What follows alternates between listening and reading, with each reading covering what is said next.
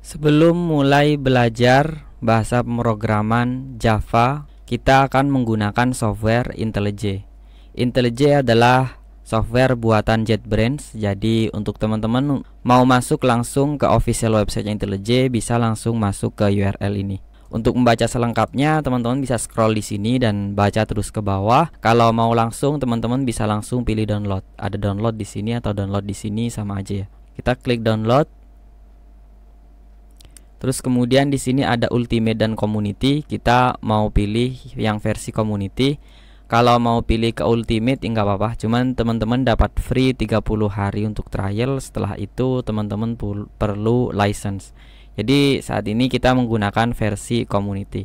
Dan di sini teman-teman bisa milih ya, mau langsung .exe atau zip kalau menggunakan Windows. Dan setelah di-download nanti hasil softwarenya seperti ini. Nah, ini dia, IntelliJ versi 2020. Kita klik kanan, kemudian Run as Administrator. Kita pilih yes. Kemudian kita next. Kita next lagi. Kemudian karena saya menggunakan 64 bit, saya pilih yang 64 bit. Yang lainnya biarkan aja, kemudian langsung di next. Install. Kemudian tunggu proses ini sampai selesai.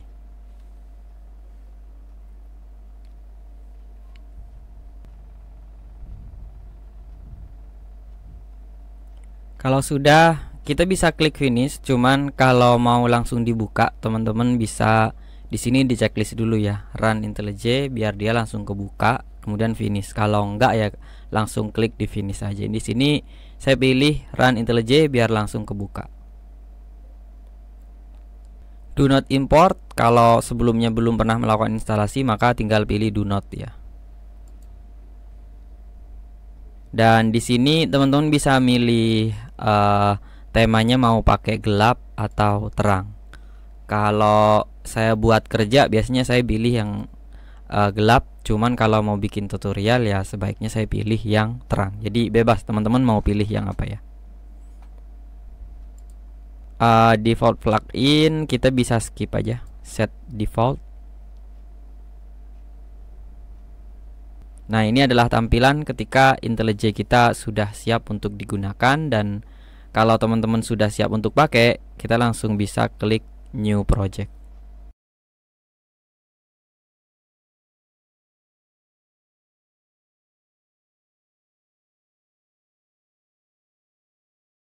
Ketika kita baru aja belajar bahasa pemrograman baru, terus kemudian kita mau bikin sebuah project baru, kita pasti ketemu dengan kata-kata ini, hello world. Dan ketika kita mau bikin sebuah project baru menggunakan bahasa pemrograman Java seperti pada video ini, maka kita juga akan menampilkan sebuah pesan hello world ini dalam project baru kita. Ini adalah IntelliJ yang saya gunakan dan kita akan membuat project Java baru di sini, dan kita langsung mulai dengan create new project.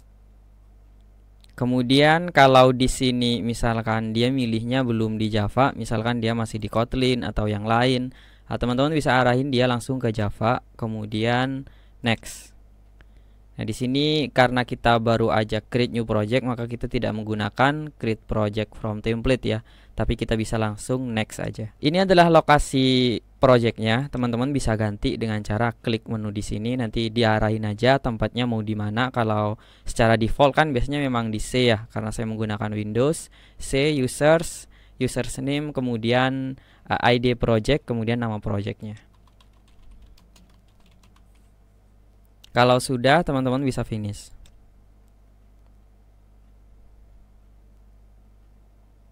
Dia perlu loading sebentar tadi proses di bawah ya. Kalau sudah baru kita close. Dan ini adalah project kita. Nah, nanti apa yang akan kita kerjakan? Kita kerjakan dia di src atau source. Nah, di sini kita bisa klik kanan, new, kemudian arahin ke Java class. Dia tetap ada di kelas ya. Kita langsung bikin dia my class. Atau kalau mau bahasa Indonesia, kelasku. Kemudian langsung di enter. Nah, ini adalah kelas pertama dari project yang baru kita buat tadi.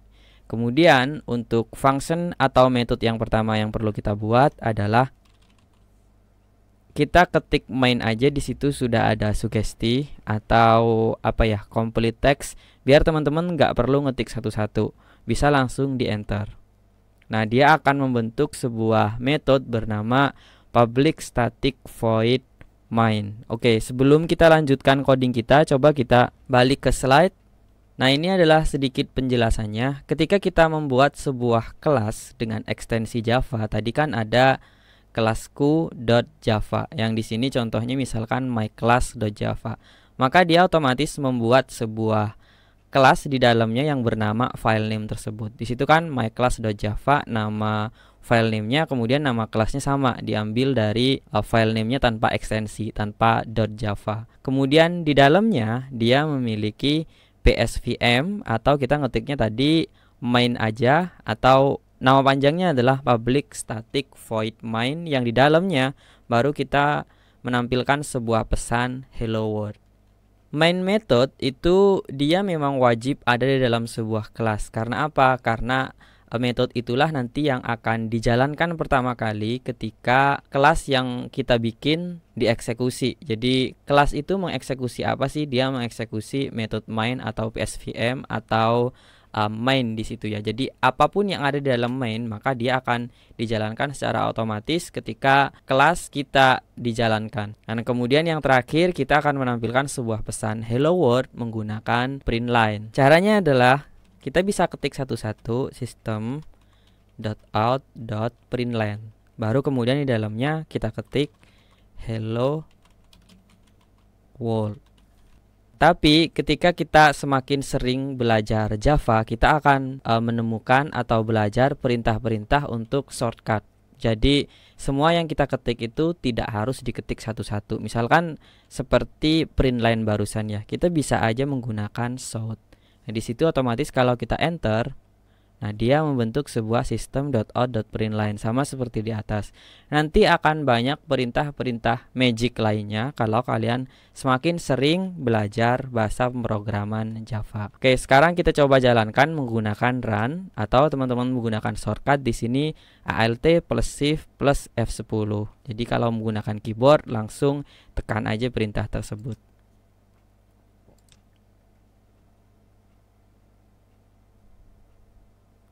Dan pesannya sudah muncul. Selamat teman-teman sudah membuat sebuah proyek baru menggunakan bahasa pemrograman Java.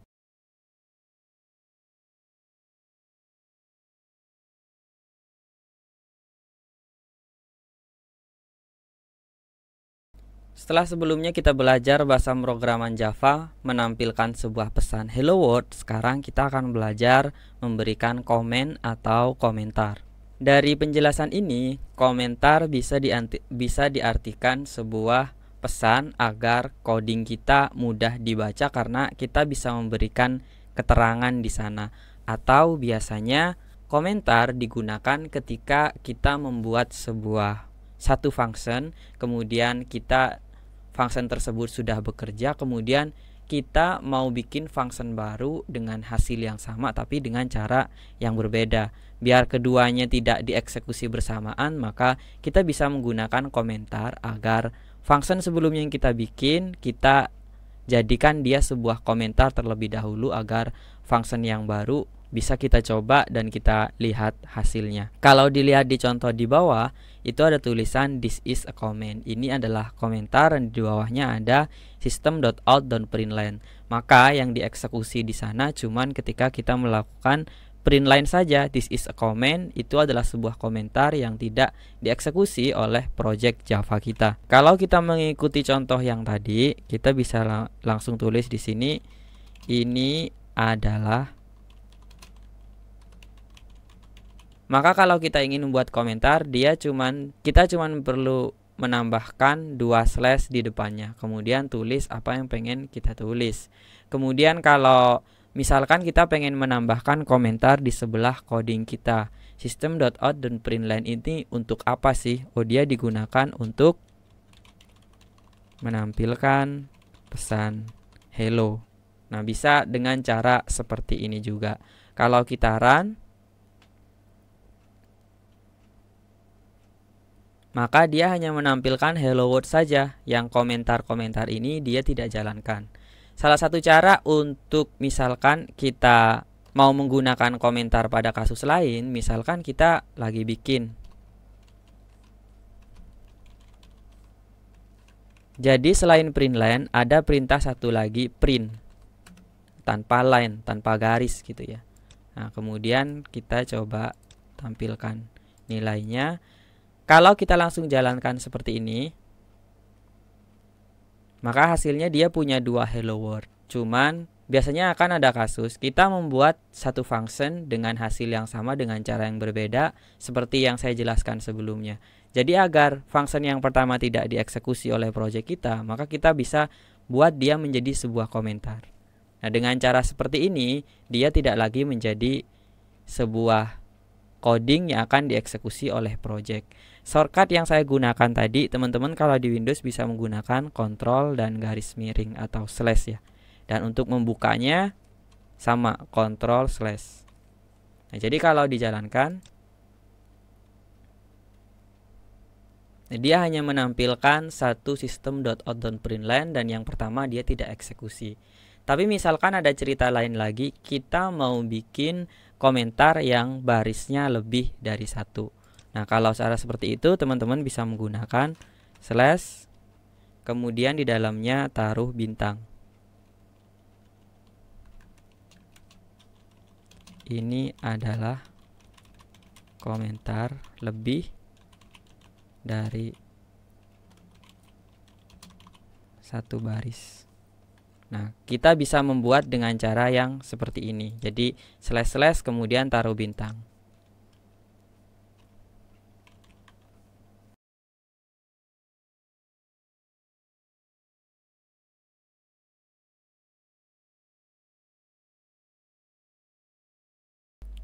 Mungkin di luar topik pemrograman kita biasa dengar kata variabel, cuman nggak tahu artinya gitu ya. Nah, apa sih sebenarnya pengertian dari variabel sendiri? Variabel adalah sebuah tempat untuk menyimpan nilai dari data.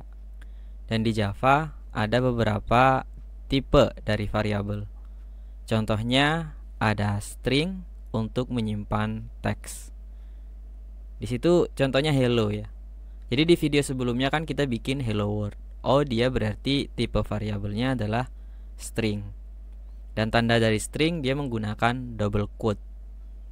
Harus dijelaskan di situ karena nanti untuk single quote atau tanda petik satu ada sendiri. Kemudian ada integer. Integer dia untuk nyimpen nomor biasa. Contohnya 123 atau minus 123. Dan berikutnya ada float. Float ini untuk desimal, untuk angka yang perlu titik atau koma gitu kita tahunya ya. Dia bisa minus, bisa enggak. Yang penting kalau ada dot di situ berarti kita gunakan float. Nah, berikutnya ada char. Mirip seperti string tadi, cuman kalau butuh satu karakter aja kita bisa gunakan char menggunakan single quote. Dan yang terakhir ada boolean. Di boolean ini nilainya cuma 2, kalau enggak true dan false. Kalau tidak benar berarti dia salah. Masih menggunakan project sebelumnya, kelasnya masih kelas Q. Kemudian di dalam public static void main, ini adalah metode yang akan dijalankan ketika kelas Q ini kita jalankan. Kita coba buat seperti video sebelumnya ya. Kita tampilkan sebuah hello world. Kalau dijelaskan adalah system.out.println adalah sebuah function. Kita tahu system.out.println atau print dia akan menampilkan sebuah hello world. Maka hello world di sini adalah sebuah nilai. Karena kita sudah belajar variabel tadi, maka kita tahu bahwa tipenya dia adalah string. Dan kalau tidak mau langsung nilai, kita buatkan dia variabel sebelumnya, maka kita tahu tipenya dia adalah string. Kemudian kita buat nama variabelnya. Variabelnya adalah hello. Sama dengan di sini baru hello world-nya kita cut ke atas. Jangan lupa titik koma. Ketika kita sudah membuat sebuah variabel dengan tipe string dan dia memiliki nilai hello world, Maka ketika kita mau menggunakan nilai hello world ini atau mau menampilkan nilai hello world, kita cukup menggunakan variabel yang sudah kita buat, yakni hello. Oke, karena biar nggak bosan hello world terus, kita coba buat satu lagi, string name. Ini misalkan nama saya. Kita punya sebuah variabel name dengan tipe string dan nilainya adalah Muhammad Irsyad. Maka ketika kita mau print nilai dari Muhammad Irsyad, kita cukup gunakan variabelnya aja, name, dan di run. Tampil di sini Muhammad Irsyad.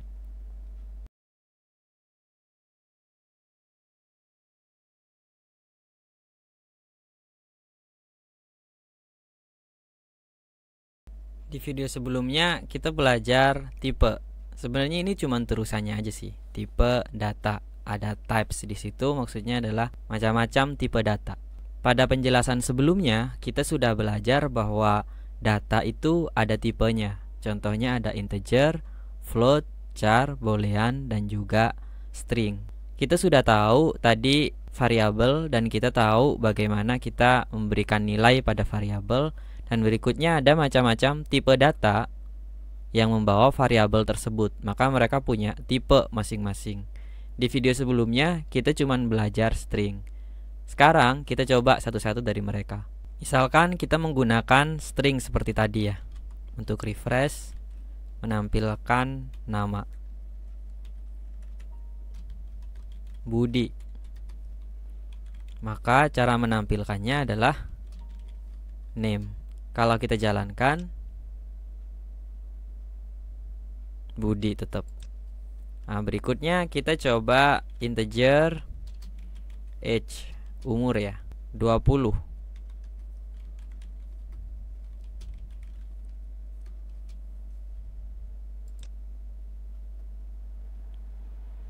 Ada Budi, ada 20. Karena dia print pertama name kemudian age.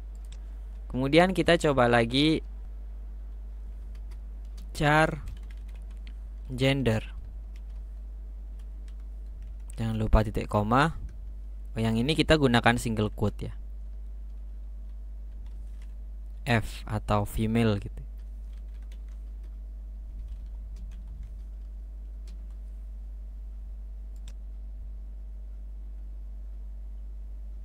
Oke, muncul. Kemudian yang berikutnya boolean my book true.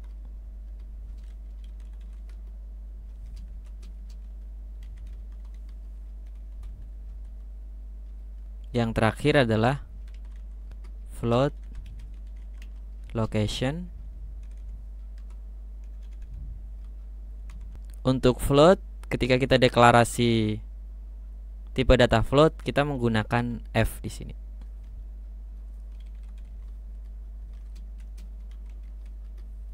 Location.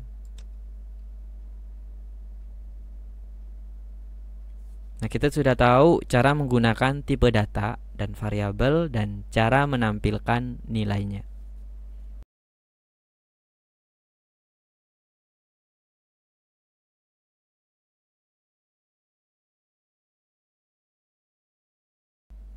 Berikutnya kita belajar typecasting.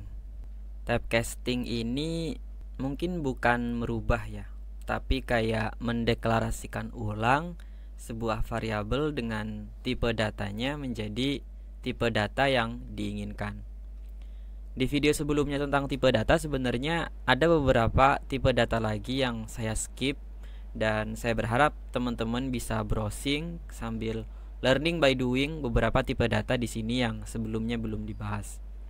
Tapi coba kita fokus ke tipe data yang kita pelajari sebelumnya. Di situ ada integer, ada float juga. Nah, intinya satu perubahan dari sebuah variabel dengan tipe data sebelumnya kemudian diubah lagi tipe datanya. Ada dua cara di situ. Pertama widening, casting, kemudian yang kedua ada narrowing, atau simpelnya mungkin ada cara otomatis dan ada cara manual. Di situ penjelasannya sudah dijelasin, converting a smaller. Jadi dia dari kecil ke besar, terus kemudian dari besar ke kecil. Sekarang kita coba kita buat ya. Integer kemudian integer Q sama dengan 80 misalkan. Kemudian kita buat sebuah tipe data, buat sebuah variabel dengan tipe data yang lebih besar. Misalkan double Q sama dengan kita ambil dari integer Q. Kemudian kita tampilkan di sini. Oke, kita coba yang ini dulu. Ketika integer Q, dia menampilkan nilai 80. Ketika double Q, dia menampilkan 80 titik. Jadi double kan sama seperti float tadi, dia untuk desimal. Kemudian kita belajar cara yang kedua atau cara narrowing, casting. Cara yang kedua adalah kebalikannya. Kita coba hapus. Double Q sama dengan 9.98. Nah, kemudian integer Q sama dengan, nah, kita pakai integer kemudian double Q. Yang ininya juga kita balik ya. Kita coba yang double dulu.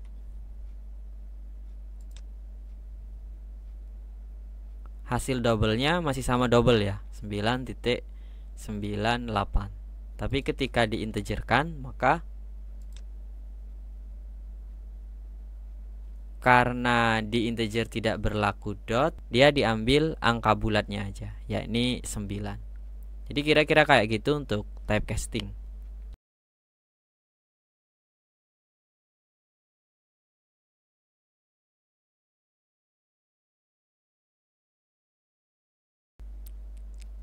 Operator di Java atau di pemrograman lainnya sama sih. Simpelnya operator itu untuk hitung-hitungan. Di situ contohnya integer x, jadi variabel x sama dengan, nah nilainya di situ ada operator plus kan di situ ya. Nilainya adalah 100 plus 50. Maka nilai dari variabel x dengan tipe data integer adalah 150. Gampang sih harusnya. Tapi selain plus kan kayak ada bagi, ada kali, ada minus, dan lain sebagainya. Jadi mungkin yang sulit dari operator nanti seberapa kompleks masalahnya. Kita coba di sini. Integer bilangan 1 sama dengan 100 ditambah 100. Coba kita print.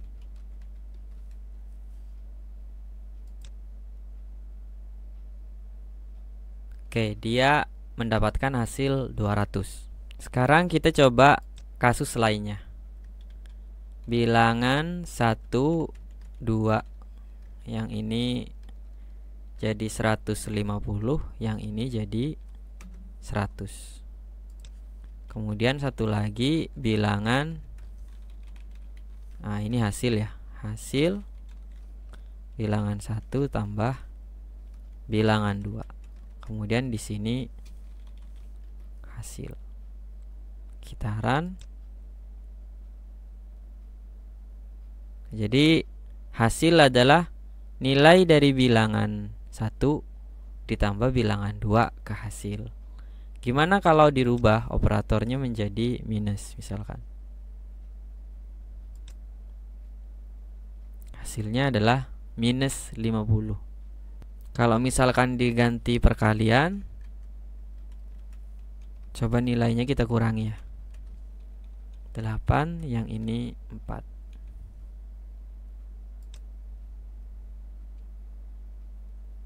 Dia menghasilkan 32. Contoh berikutnya mungkin gini. Bilangan 1 adalah 100. Kemudian Misal kita bikin integer bilangan 2 sama dengan 100 ditambah 50.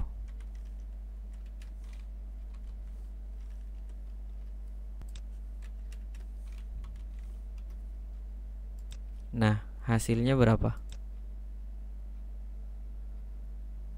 150 ya. Nah, untuk kasus seperti ini bisa bikin lebih pendek menjadi bilangan 1 plus sama dengan.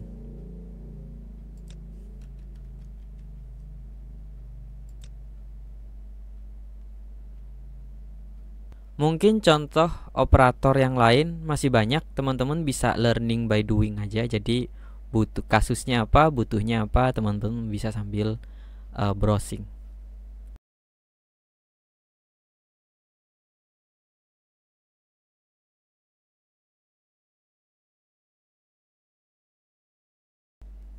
Pada video sebelumnya kita sudah belajar string sebenarnya. String di sana adalah sebuah tipe data untuk variabel yang menggunakan nilai teks double quote seperti nama, alamat gitu ya. Tapi string ternyata tidak hanya itu. Nah, di situ cuman dijelaskan a string adalah sebuah collection dari karakter. Jadi karakter-karakter menggunakan double quote itu adalah string, dan contohnya sama seperti video-video sebelumnya. String dengan variabel greeting nilainya adalah hello. Kalau kita print maka nilainya hello. Tapi kita coba, kita review sebentar string yang kita ketahui ya. Name, last day, Indonesia.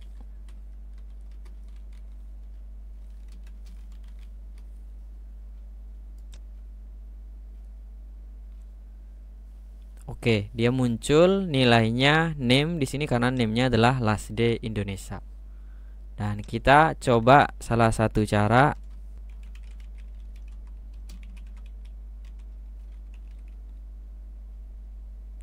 Panjang karakter string adalah, kita gunakan plus ya untuk menghubungkan di sini, name.length. Length untuk mengetahui jumlah karakter yang digunakan pada nilai last day Indonesia.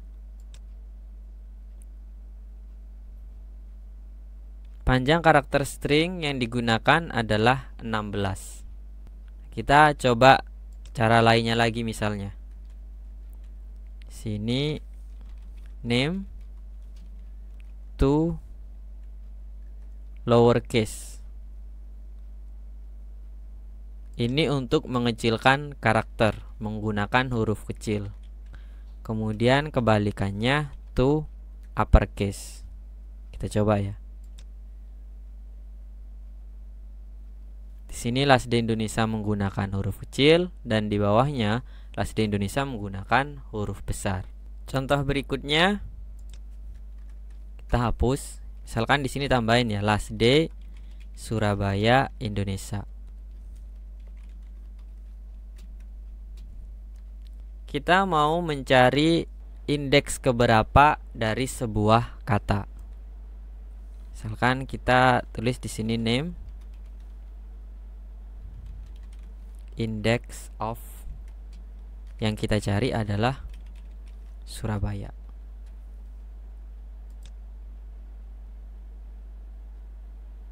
Dia ada di indeks ke-7. 0, 1, 2, 3, 4, 5, 6, 7.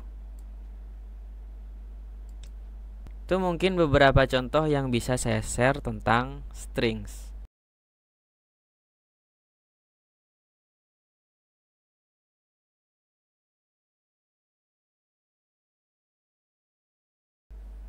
Math atau matematika, mungkin gitu ya, atau matematik.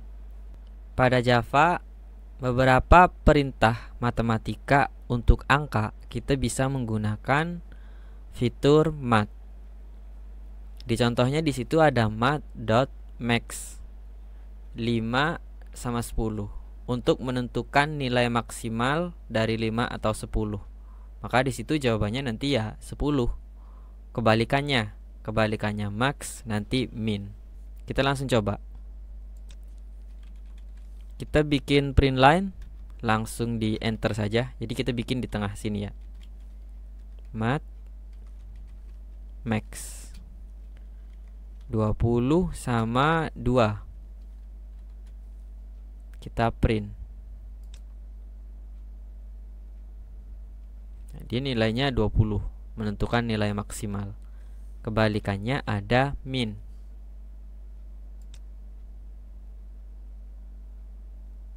Dia dapatnya 2. Salah satunya lagi ada SQRT untuk mendapatkan nilai rata-rata. Misalkan di sini 64.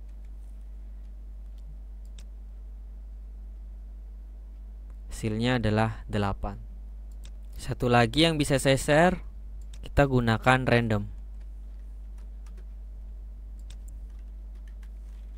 Integer, kita bikin variabelnya random ya, bukan ini functionnya. Nah, coba kita buat di sini.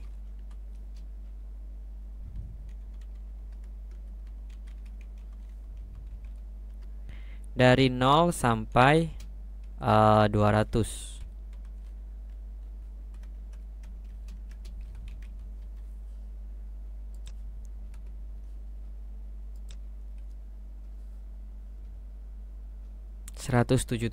Coba kita run sekali lagi.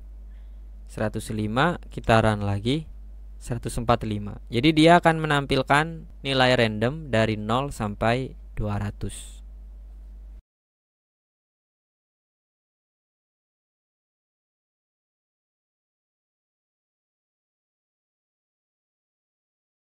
Nilai dari tipe data boolean cuma 2. Kalau tidak true berarti dia false. Nah, di situ sudah ada contohnya ya. Yes or no, on off, true false. Ya biasanya digunakan untuk kasus-kasus yang nilainya antara kalau tidak 0 1, kalau true false, on off gitu ya. Jadi boolean ini sebenarnya sering banget kita pakai di programming. Kalau buat teman-teman yang belum pernah membuat sebuah project, mungkin belum ada gambaran, nanti kalau bikin baru, oh ternyata ini fungsi dari boolean. Kita coba sekarang. Boolean is fun. Nilainya true.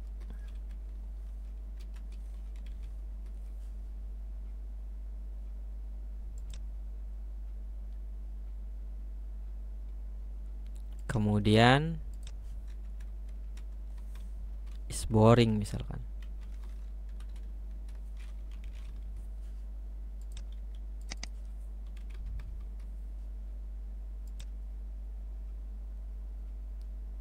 True false. Tapi untuk mendapatkan nilai boolean tidak hanya dengan cara deklarasi variabel seperti ini. Kita bisa juga menggunakan namanya boolean expression. Misalkan kita hapus ya.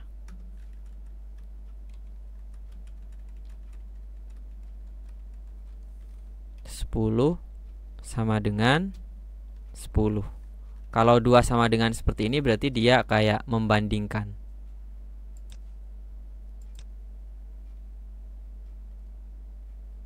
10 sama dengan 10 berarti true.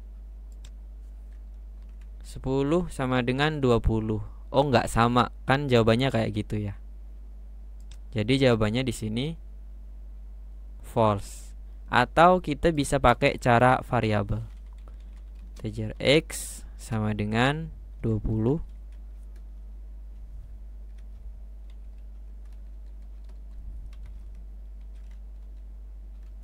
Integer y 10. Jadi yang di sini kita bisa gunakan variabel.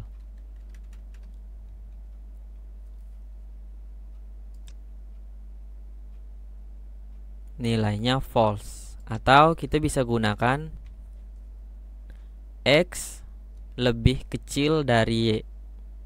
Berarti 20 lebih kecil dari 10. Berarti jawabannya kan salah. Kita coba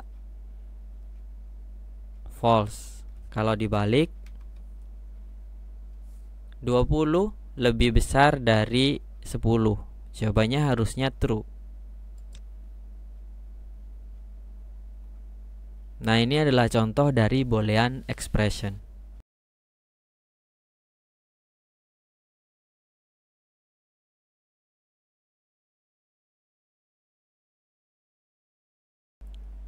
Sekarang kita belajar if, jika. Java mendukung untuk sebuah logika kondisi dari matematika. Sebenarnya ini sudah kita praktek di video sebelumnya ya. Kita sudah coba lebih kecil daripada less than di situ ya. Less than A, less than B, lebih kecil dari B. Kemudian bisa juga kita menggunakan A lebih kecil atau sama dengan B, gitu bacanya ya. Atau kemudian beberapa kondisi lainnya. Yang logika kondisi tadi itu bisa kita pakai di statement if. Di situ ada if, ada else if, dan ada juga switch. Untuk if berarti dia digunakan untuk mengeksekusi satu kondisi jika A lebih kecil daripada B. Mungkin seperti itu kalau kita pakai contoh logika kondisi di atas. Kalau kita tambahkan else berarti jika tidak. If jika bernilai benar sesuai kondisi yang kita inginkan. Kalau tidak benar maka dia akan dilemparkan ke else. Kemudian untuk else if adalah alternatif untuk kondisi lainnya. Jika A lebih kecil daripada B, kemudian sebelum else kita perlu contoh kondisi lagi. Perlu case baru, maka kita gunakan else if sebelum akhirnya di bawah kita menggunakan else. Kemudian ada switch. Jika case-nya ada beberapa, ada banyak, nah sebaiknya kita menggunakan switch. Switch nanti kita bisa menggunakan beberapa alternatif blok yang bisa kita gunakan. Sekarang kita coba praktek if 20 lebih besar dari 12. Kita print 20 lebih besar dari 12.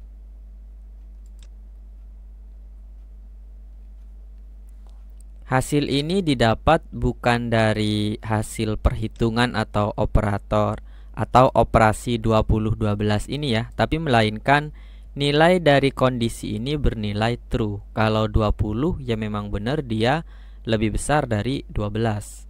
Jadi artinya kan ini tentang true false. Gimana kalau kita balik? 20 lebih kecil dari 12. Ini kan salah kan? Kita coba run. Maka nilainya kosong. Dia tidak masuk ke sini. Dia tidak menampilkan hasil dari if karena ini bernilai salah. Nah, kalau kondisinya seperti ini, kita coba menggunakan else. Kita taruh aja nilainya salah gitu ya.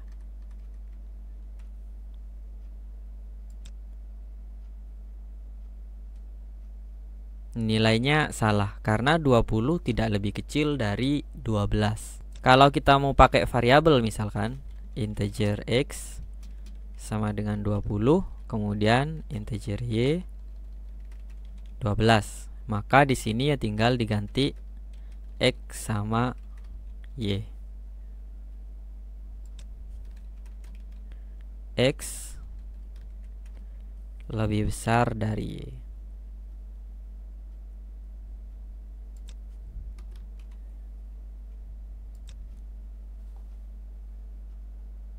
Nah, dia bernilai true karena memang nilai dari x adalah 20 dan nilai y 12. Jadi 20 kan lebih besar dari 12.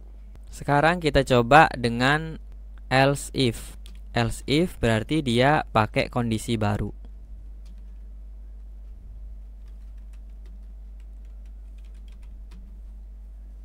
Nah, jadi di sini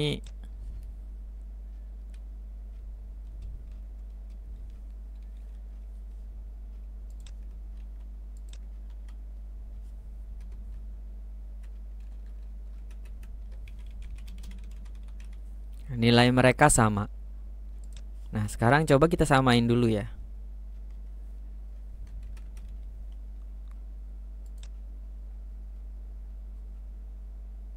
nilai X sama dengan Y. Maka if yang pertama dilewati dan dia masuk ke if yang kedua, else if. X sama dengan Y. Di sini kan benar ya, 20 ya sama dengan 20. Makanya dia masuk ke sini. Jadi kalau ini dibuat tidak sama lagi,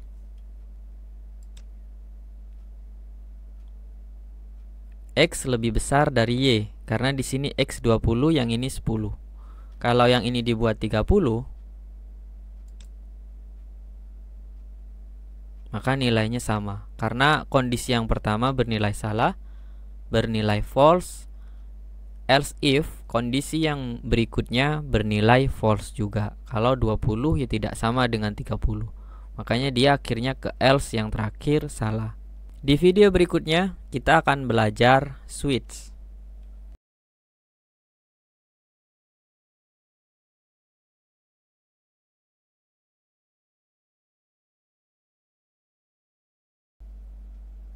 Switch adalah lanjutan dari if else. Kalau kita memiliki beberapa alternatif statement, maka sebaiknya kita menggunakan switch. Kita coba praktek integer hari atau day gitu ya. Day 1. Kemudian kita buat switch.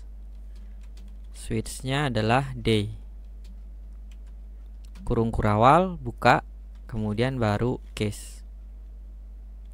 1.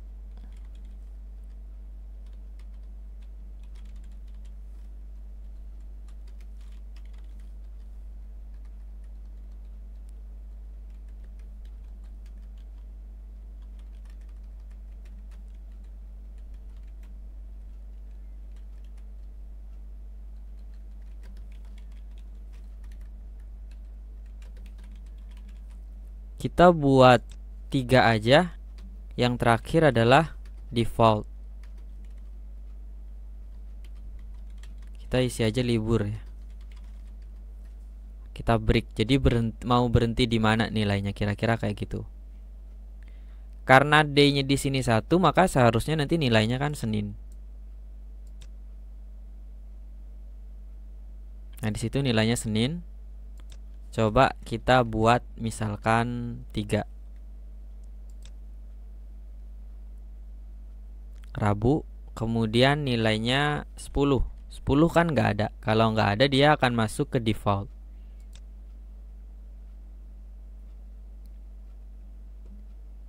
Nah, dia langsung masuk ke libur karena 1, 2, 3 tidak sesuai dengan day di sini ya. Selain integer, kita juga bisa menggunakan string untuk switch. Contoh di sini ya.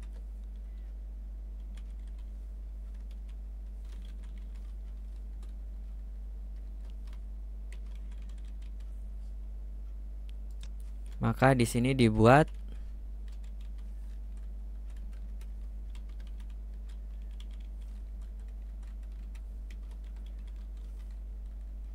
defaultnya tetap libur.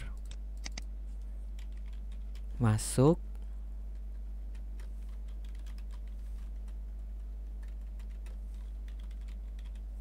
Oke, ini nilainya biar beda-beda aja ya. Jadi misalkan kasusnya seperti ini. Karena Senin nanti kan harusnya nilainya masuk. Oke, Senin dia masuk. Kemudian dicoba Rabu.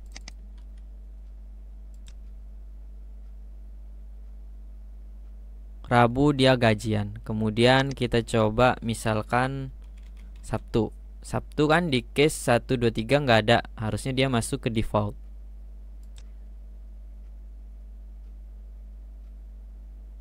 Oke, dia masuknya ke libur ya. Karena di pilihan case-nya dia nggak ada.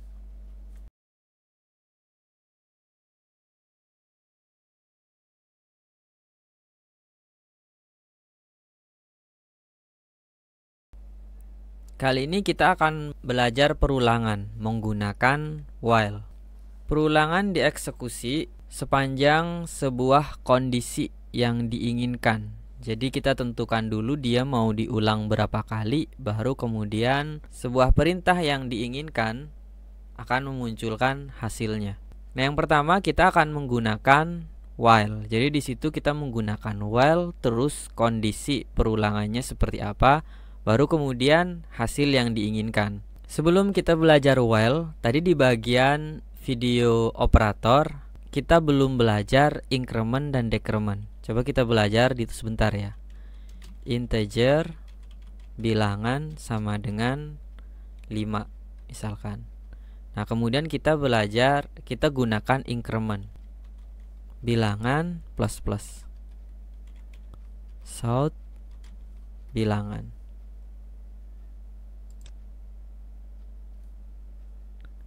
Increment berarti dia ditambahkan 1, dan decrement kebalikannya.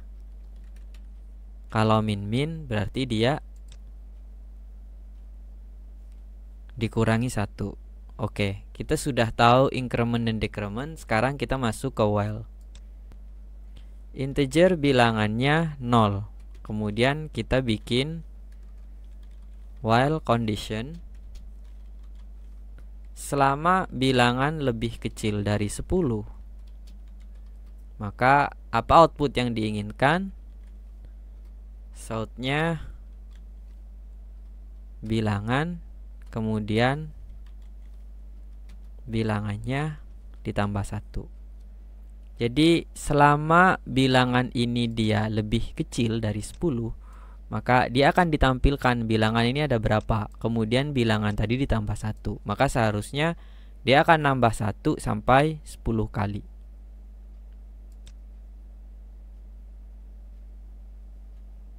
Nah, dia nambah ya. Kemudian bisa juga dibalik menggunakan decrement yang tadi. 0, kemudian yang di sini, nah, maka dia mundur kan.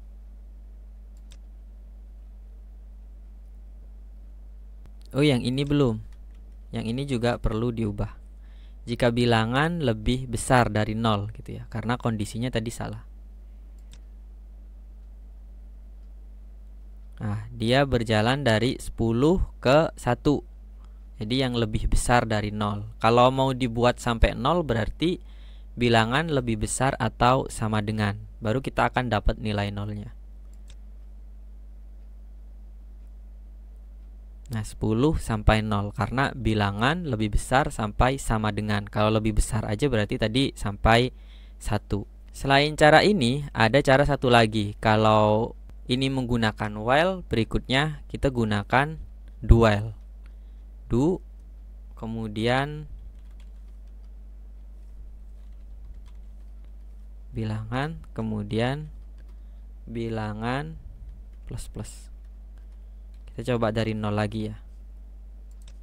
Jangan lupa titik koma. Kemudian di bawah do kita tambahin while. While ketika bilangan lebih kecil dari 20. Jadi ketika bilangan lebih kecil dari 20, do dia melakukan apa? Dia melakukan print bilangan, kemudian bilangannya ditambah 1. Maka sama seperti tadi, cuman caranya yang beda. Nah, dia dari 0 sampai 19 karena lebih kecil dari 20. Kalau mau dapat nilai 20-nya juga berarti lebih kecil sama dengan. Oke, kita sudah belajar while dan belajar do while. Ada satu cara lagi untuk perulangan di video selanjutnya.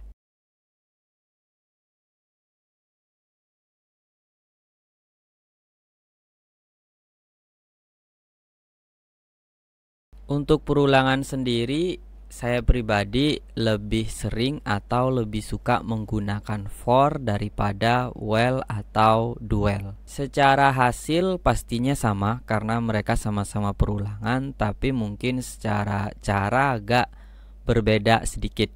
Nanti kalau untuk teman-teman sih tinggal pilih aja mau pakai for atau while ya. Hasilnya sama, cuman setahu saya untuk mencari tutorial perulangan sepertinya memang lebih banyak di for.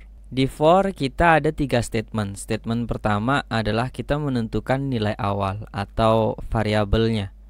Kemudian di statement kedua dia ada kondisi. Kondisinya mau diulang sampai berapa. Di statement ketiga baru increment atau variabel plus plus. Kita coba praktek. for integer bilangan sama dengan 0. Kondisinya adalah jika bilangan lebih kecil dari 10. Kemudian bilangan increment. Kita coba tampilkan apa selama dia melakukan perulangan. Kita tampilkan last day.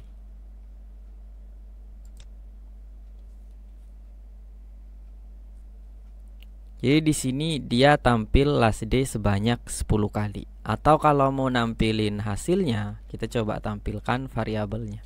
Nilai dari bilangan.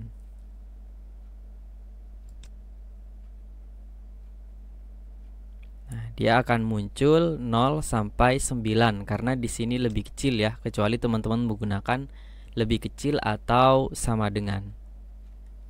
Kalau mau digabung misalkan bisa juga kayak gini. Bilangan. Jadi biar ada keterangannya.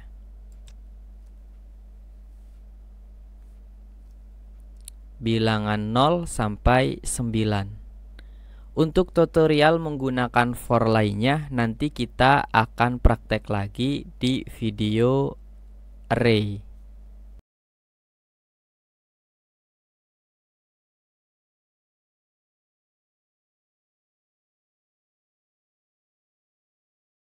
Pada video switch sebelumnya kita sudah pernah menggunakan break.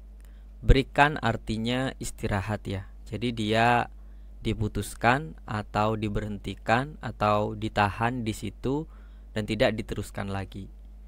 Nah, selain break ada juga continue. Kebalikannya break ada continue. Tapi di sini continue itu lebih ke di skip, diterusin aja. Jadi kebalikan dari break yang menahan, yang ini diterusin atau di skip sih. Kenapa saya bilang skip? Nanti kita akan lihat contohnya ketika kita melakukan praktek.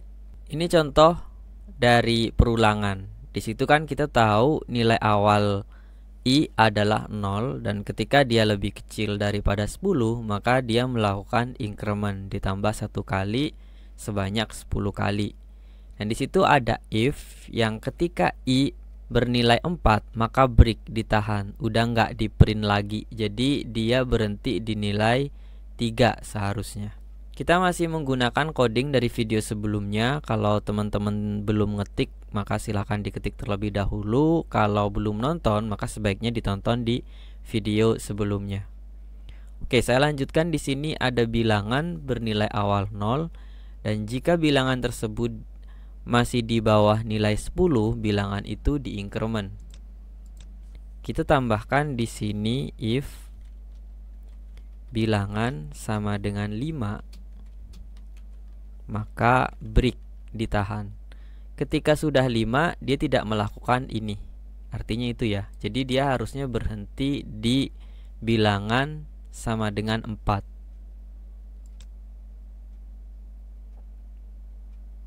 Nah, jadi dia berhenti 0 sampai 4 karena ketika sama dengan 5 dia udah di break duluan. Jadi dia tidak melakukan print. Kalau kita ubah menjadi continue, ketika dia 5, dia sudah tidak melakukan ini lagi. Cuman masih next, lanjut ke selanjutnya. Jadi continue ini cuman tidak mengeksekusi ketika nilai itu sama dengan kondisi yang ada di dalam if. Kita coba. Kalau dilihat di sini 0, 1, 2, 3, 4. Setelah 4 dia langsung ke 6. Maka ketika 5 dia langsung dilanjutkan. Makanya tadi saya bilang lebih mirip ke skip ya. Dilewatin aja.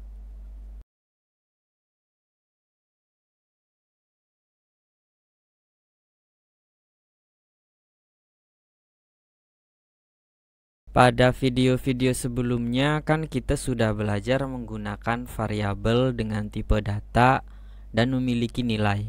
Tapi nilainya cuma 1. Nah, gimana sih cara kita bikin satu variabel tapi memiliki beberapa value, beberapa nilai, atau memiliki nilainya lebih dari 1? Di sini kita bisa menggunakan array. Nah, array digunakan untuk menyimpan multi values atau nilai lebih dari satu dengan single atau satu variabel. Dan cara mendeklarasikan array kira-kira seperti contoh tersebut. Ada strings, kemudian kita pakai kurung array dan nama variabelnya. Biasanya kalau nilainya lebih dari satu ya kita pakai s gitu ya. Di situ ada chars. Kalau kita bikin nilainya tunggal, string aja kan biasanya char gitu ya. Atau kalau user misalkan, kalau user array atau dia memiliki nilai lebih dari satu, biasanya deklarasi variabelnya atau penamaan variabelnya menjadi users pakai s. Oke, kita langsung coba praktek aja. Kita coba bikin sebuah strings users names gitu ya. Terus kemudian kurung awal, kemudian isinya adalah Budi, Tony, Ani. Nah, kita sudah memiliki sebuah variabel names dengan 3 nilai, 3 values. Dan cara mendapatkan nilainya kita gunakan index. Jadi names, kemudian kurung array, dan index array itu dimulai dari 0 bukan 1 ya. Jadi indeks ke 0 di situ adalah Budi dan Tony adalah indeks ke 1, sedangkan Ani adalah indeks kedua. Jadi di situ sebenarnya cuman ada 2 ya, karena ngitungnya dari 0, 0, 1, 2. Kita coba di sini 1, berarti harusnya dia muncul Tony.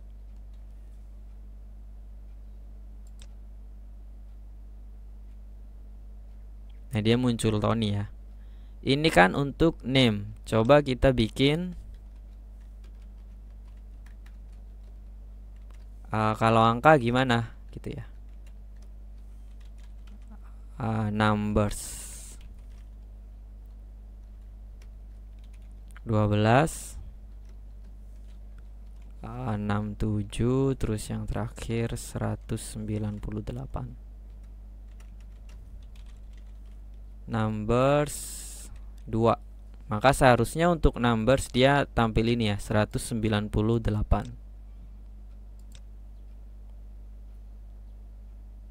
Di sini ada Tony, di sini ada 198.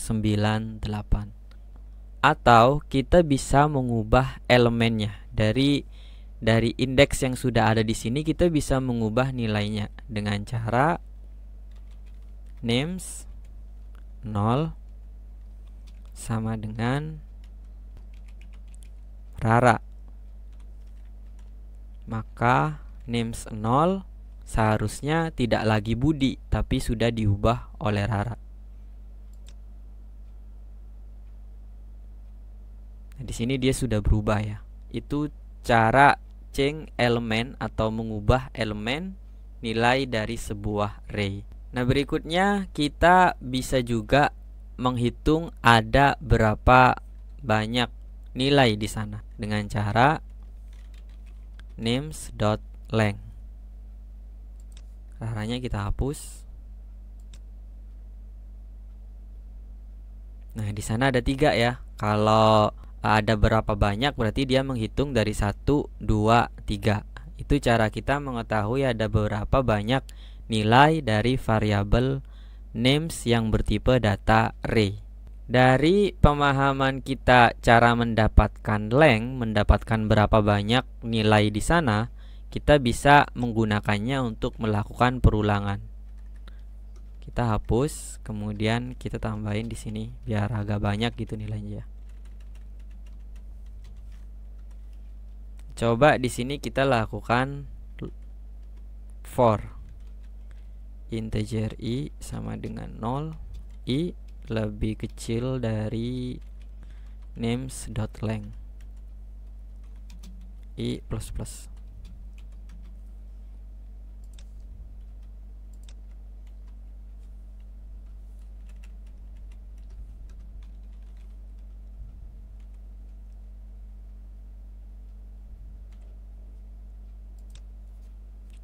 Jadi kita melakukan perulangan I sama dengan 0 sesuai indeks yang ada di sini ya. Sebanyak ada berapa banyak nilai di sini. Jadi length di sini kan balik lagi ada 4 harusnya. Jadi dia akan diulang 4 kali berdasarkan I. I ini kan diulang dari 0.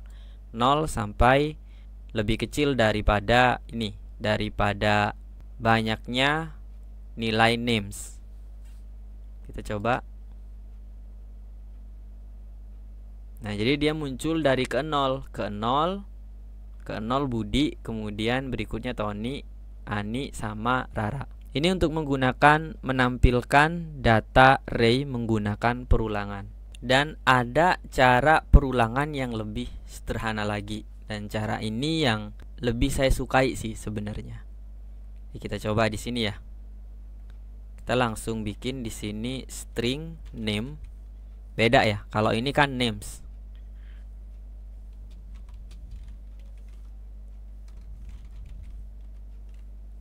Kita bikin string name berdasarkan names. Jadi di looping gitu ya. Nah, jadi di sini kita bisa langsung menggunakan name. Kita lihat hasilnya. Nah, hasilnya sama. Nah, ini dia menggunakan perulangan. Jika kita perlu perulangan pada sebuah array, kita bisa menggunakan cara lebih sederhana semacam ini.